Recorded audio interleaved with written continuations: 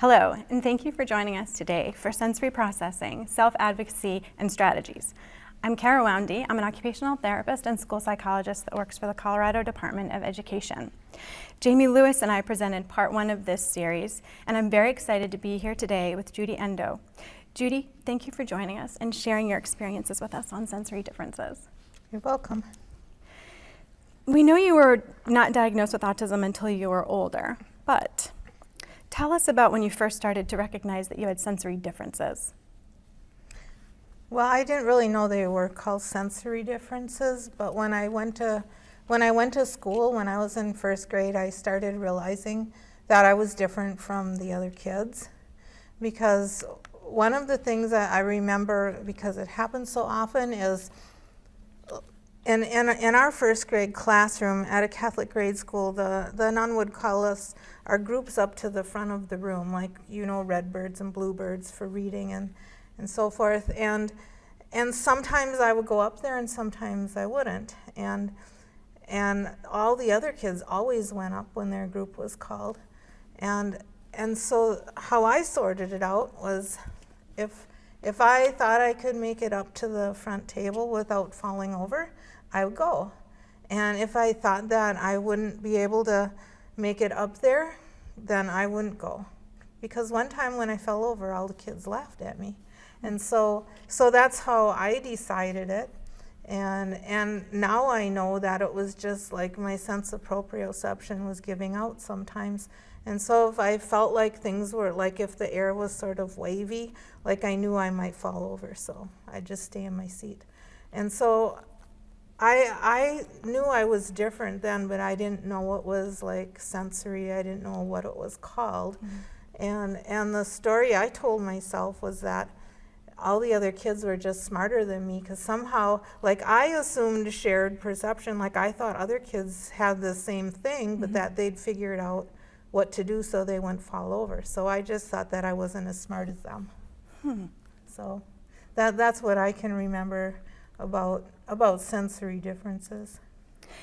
And how did your sensory differences impact how you experienced your world, in addition to that example that you just gave? Can you give another example of how that happened? Like in grade school? Mm-hmm. Or even later. You don't have to be specific. Well, sensory affects me every day, so I can talk about whatever you want. How about we talk a little bit, we'll stick with your youth a little bit more. Okay. Can you give us some examples, or an example of how your sensory differences impacted your experiences when you were younger? Well, I never ate at school because all the eating happened in the cafeteria, and all the different smells were just like too much, and so I hardly ever ate anything at school, and people acted really worried about that. But as you can tell, that's not a concern anymore. You got over your smell? Yeah, I got over that. Okay. Well, I didn't actually get over it. I just work around it. Mm-hmm. Really successfully. Yeah. Do you remember the kind of smells that were aversive to you at the time? Well, the worst one was fish on Fridays. At the Catholic school every Friday? Yeah, every single Friday they'd have fish. Mm-hmm. And I got really good at solving that problem, though, because like you weren't dismissed from the lunch table until you had eaten a certain portion of your food. Mm-hmm. And so I would drink the milk out of the milk carton and then put the food in there. That was crafty. Mm-hmm. It was. Mm-hmm. I solved that problem, because you did. couldn't, they said in order to leave you have to have half of the food off your plate. Mm-hmm. So it was off your plate? It was in the milk carton. How did others respond to your sensory differences? You said that some kids, they made fun of you when you... Yeah, like you know, if I would fall over unexpectedly. Mm-hmm. A lot of times when your sensory system betrays you, like it's a surprise to you just like it is to everybody else around you. And so that's kind of hard. And when you're a little kid, you know, other kids will laugh if you do something unexpected. And a lot of times I sort of got blamed for bad behavior, because when sensory things bother you, like you do something to fix it. Mm. Like, well, Well, an example, like, I don't know, I told you not to film me like this, but that's what I'm thinking of is an example is like, for me, when I sit on a chair that has arms, like I can feel like just where I am. And when I sit on a chair without arms, like I have to cognitively like keep that in mind, like where I'm sitting and not to lean too far one way or the other. And so I compensate by that by sitting with my legs crossed and like my mom, she'll always say, don't sit like a farmer. And she thinks this is how farmers sit. But why I do that is because like I won't lean too far. So it's like it's a solution to the problem of my sensory system not giving me reliable information. And so a lot of times the solutions that people employ become problematic behaviors because even though it's a solution for them, it doesn't work in the context of their environment. Like a lot of things don't work well, you know, like in a school setting. And so then it gets talked about like it's a behavior, you know, it's never a solution, it's always a behavior. So that's one of the things that's hard is that people assume like bad character and things like that rather than like, wow, that kid's figuring out how to make things work. You know? That's a really good point, that it is a solution and it's seen as a different by other people. Yeah. Have your sensory differences changed over time? Yes. How have they changed over time? Well, it's a kind of like a cycle, but not exactly. Like you can't always predict it. And so like I do things to try to keep myself regulated so I can be like a decent human being around people, you know. And what I do, I'll figure it out, and then it works for a time, and then it doesn't work again. And so I have to keep on like going back to the drawing board. Only when you keep doing it over and over, it's like never throw away something that worked because it'll come up again, it'll work again. So like for myself right now, I use a swimming pool like about 3 or 4 times a week, and once a month I have a massage. Like sometimes it's helpful, sometimes it isn't. So what kind of massage is it? For relaxation. Like deep tissue kind of thing, or? No, I don't like it. I don't like deep Okay. tissue. It's painful. Okay. So it's just called relaxation. Okay. A massage for that. And so, you know, like I don't put much money in that because it might help and it might not. So I just do it once a month. At times when it is helpful, I'll do it more often. And I used to do a lot of walking. I don't do that so much anymore. So for a time, that was really helpful. I live in a really quiet house because all my children are grown up and live in their own places now.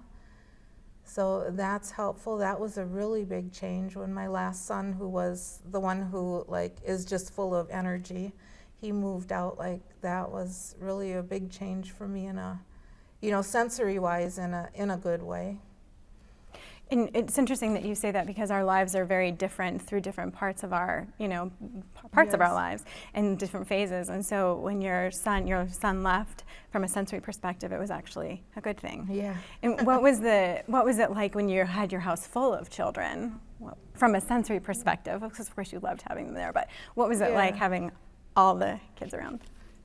It was different than not having any of them around. But you know, like when you have children, they're babies and they grow and change day by day, and so it's not like, you know, they arrive big noisy teenagers. So so you get used to it, but just like any mom gets used to the different stages of their kids, and you know, you always think, oh, I'll be so happy not to be taking a diaper bag along, and then you just have other stuff you have to take along, and so it just changes over time. But it's a pretty constant, like sensory bombardment when you have three boys close together in age, and then like all their friends would be over, and so that was that was kind of tricky. I really liked it, and I didn't know that it was hard on my sensory system until after they all grew up and left, and then it was quiet, and I was like, oh my gosh, like this is a pleasant surprise. and so actually then I wrote books. Like I wrote a whole bunch of books once they all left In the home. peace and quiet of your Yeah. own home. Okay. Never even thought to do it before. No. that. No. Interesting. What does your body feel like when it is regulated? Well, to me it feels smooth. Like it feels like my thinking is smooth. Like I don't have to think about thinking. Like it just happens. And if I want to like get up and walk over to the door, I don't have to think about it. I just do it. And so to me, like, I don't know if it's very descriptive like for other people, but when I'm well regulated, it just feels like my body is smooth. Like I don't have to keep track of things. It just works on its own. So. And then what is it like what does it feel like when it's dysregulated? What is that like? Well, to me, it's different. I don't know, there's like several different things. It's like dysregulation is kind of a process. So it depends where I'm at in the process. Like when I first start getting dysregulated, I have to like think through what I'm gonna say before I say it. And like if people talk to me, there's be a little pause because like I don't like compute the words. Like I hear them, but then it's like a little lag, and it computes, and then I have to like in my head I see what I'm gonna say, and then I can say it. Like that's when I know when that's happening. I'm first getting a little dysregulated, and I can be okay like that for quite a long time. But it's not like my most efficient time to think through hard things or like do group work, things like that. Okay. If you were a student at school, and then as I get more dysregulated, things just get more and more not tied together. So there'd be longer lag between things. Like one person might say something in a conversation, and then I'm like, my brain is slow to compute that. And then a second person says something, and then sometimes those words get tangled up in what my brain's computing, and then it doesn't quite make sense. And usually by the time I formulate a reply, the conversation's moved on. So then I know like it's probably in my own best interest just not to say anything, for a while. So I've learned that. And then if I get even more dysregulated, it affects my movement. And a lot of times you think of movement like as walking, like in your body, but it's also movement, like I think of it in the brain, because the movement that it takes to think and to talk and make the thinking and talking smooth, like that movement gets really choppy. And so that's when like I'll tend to blurt out things at the wrong time and in the wrong place. Okay. And it's just like the thing that gets blurted out, if it would have been said differently and a different time in a different place, it would have fit in perfectly. And so it's like, well, The timing's off. right, the timing was off, it was too blunt, there was too much force behind the air, delivering the words. Like all those things are like signs of dysregulation, but if you saw that in a classroom, you would attribute it to a student being rude, because that's what it looks like. It honestly looks like that. And so again, like you're ascribing character traits to somebody when it could be a sign of dysregulation. What kind of things make you feel dysregulated? Just if I'm out and about for too long of a time, because, well, my sensory system picks up all the details of everything, and like if you could imagine being somewhere and there's no background information at all, like if your brain is deciding everything is just as important, like it's just very tiring. you're paying attention to everything the same amount. Right, and you have to use your cognitive abilities to clue you in. Like cognitively, I know like right now the most important thing for me is talking to you and the conversation that we're having. It's not the bright lights or the sounds or the smell of this new section, you know, it's not all of those things, even though like that information is just as salient. So I don't know, it's hard to talk about, because a lot of times people will hear what I have to say and then they'll think it's that way for every person with autism, and each person with autism will have sensory involvement in different ways. I mean, there's a rhyme and reason to it, but it's not exactly the same for everybody. And they're presented differently as well. Right. After you become dysregulated, how quickly does it take you to become regulated again? Oh, that depends on a lot of different things. Can you give us an example? Well, like after I'm at a conference like this, it usually takes about 3 days. After so you'll be here for 3 days? No, like after I get home, it'll take me 3 days before I'm back to normal. Okay. And so, so what I usually try to do is, before I go on a trip on a plane, I try to have a day that I'm just home by myself and I don't have the TV on. I don't have people coming over, none of that. And then I do the same thing when I get home for one day, and then the work that I schedule on the first 2 days back from a trip, it's always things that, like I say, like, I could do that in my sleep, you know, like you don't, because I'm just like not in the right place. And if I have to think hard, like I feel like I wouldn't be doing a good job then, because I don't know if I could think really hard on those days. So then I try to schedule work that's, you know, more that I'm by myself, like maybe I'm spending that day doing billing or, you know, It doesn't require cognitive stamina. Like things like that, where I'm not interacting with other people and like I don't have to be on my toes. I'm not having a session with somebody, or I'm not going to a school to see kids, because I just feel like that wouldn't be right, you know, to do that. So it kind of makes scheduling, you know, like there's a lot of moving parts to my schedule, and to plan that all ahead of time. But that's my life. Everybody has something, you know, you just figure it out so you can do whatever you want to do in life. Right. Do you swim while you're here to kind of keep yourself at a certain? No. Okay. I don't, just because it's not efficient, because the different pool, the different setup, everything would feel different. By the time I get used to it, I'd be home again. Okay. And then when you get home, it will be the pool that you're used to. You'll do that soon after you get home. Like I'll just go back in my same routine. I have to have a lot of space between things. So you know, like when you're in a meeting and you're trying to like arrange with everybody else, like when can we get together? And people will start looking on their calendars. Like I have so many more things to consider.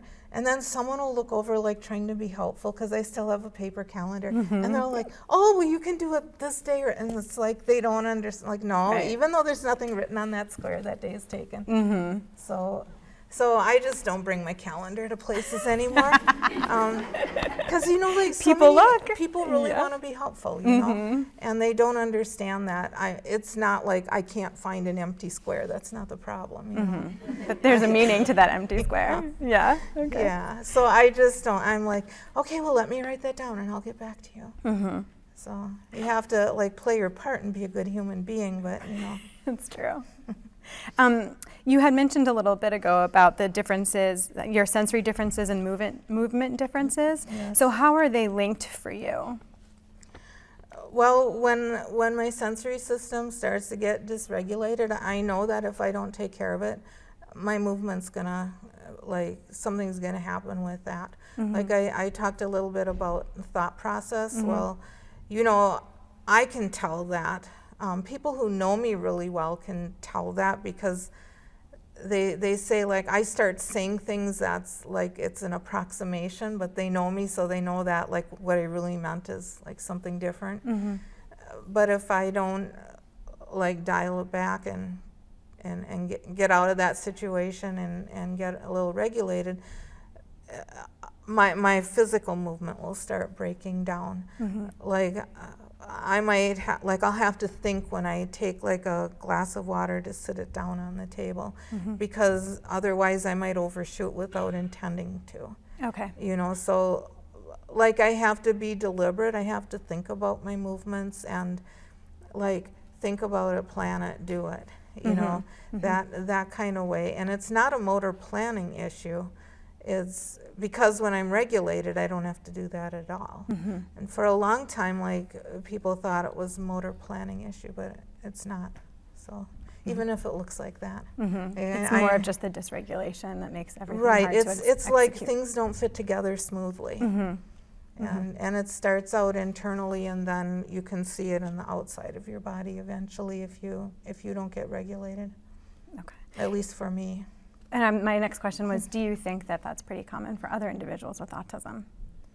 I think that whole phenomena happens for a lot of people.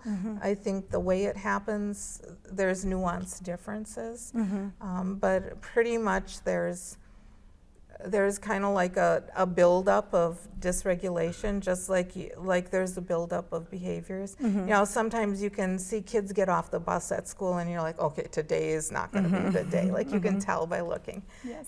You know, it's like that. It's like, okay, they're probably on the path to dysregulation. And so if you know what to do, you can bring some regulation Before it affects their before motor. it starts falling apart more. Because what happens with dysregulation in little kids, if you let it play out long enough, it's going to end up with a behavior. On the floor. Right. Yeah. And so it's going to be some behavior that doesn't fit in the context of school, and it doesn't work out well for anybody. So it's best just not to go there. You know, I mean, that seems reasonable to me, but it's really difficult to convince a lot of people of that. You're right. It's very difficult. Because it looks like intentional behavior a lot of times. Escaping or what have you. Right. Yeah. Okay. So How does your lifestyle reflect your sensory differences and needs in terms of relationships, lifestyle choices, activity choices, housing, work, etc.? wow, that could be a whole book. Right. I gave you an idea. Yeah. No, I'm good. So how do you think? Pick one and I'll talk about it. Okay. Let's talk about relationships. Okay. How does sensory affect relationships? The needs you have in terms of relationships. Okay. Well, I have fewer friends than most people, and I'm perfectly happy with friends I have. And sometimes people get concerned because they, like, you know, people say, well, how can you have friends in all these other states? It's like, they are just great friends and they are fine being in other states. You know, like I only need people in my space ever so often to interact with them. And so I think like that way is different.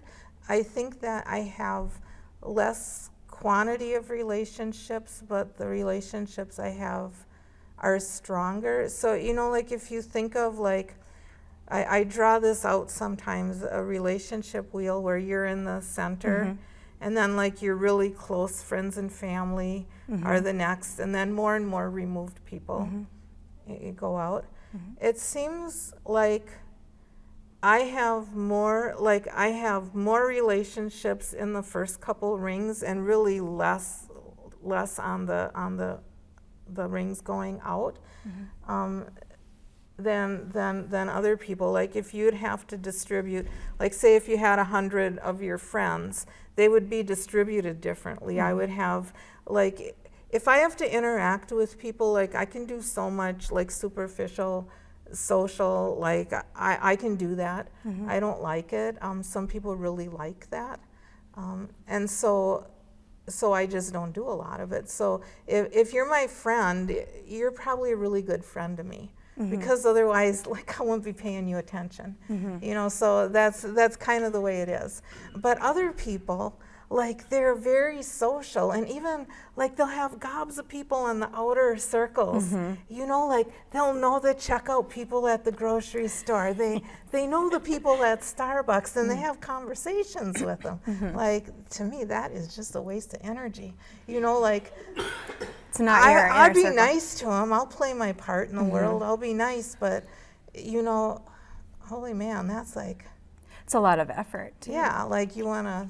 From a sensory perspective, too, I would Right. imagine that it's... Right. So it's like it runs you down. You know, it's one time I tried explaining it like this to a teenager I was working with.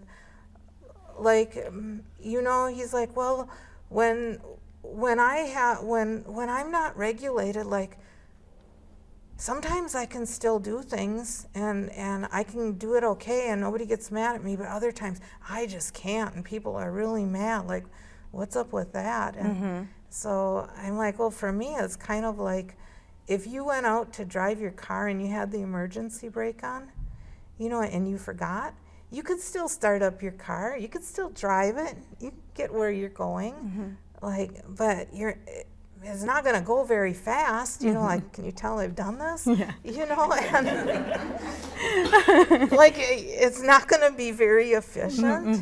It's going to go really slow, and if you don't catch on pretty quick and do something about it, like, it's going to cost a really lot of money when you take your car in to get it fixed. And so that's kind of how the sensory overload is. Like, you can still get up and go and do some things, but if you keep doing it, it's not going to be pretty, and it's going to be really costly and take a big effort to fix it. And so that made sense to him. So I don't know if that'll make sense to other people. Yeah, I think it's an excellent explanation of how that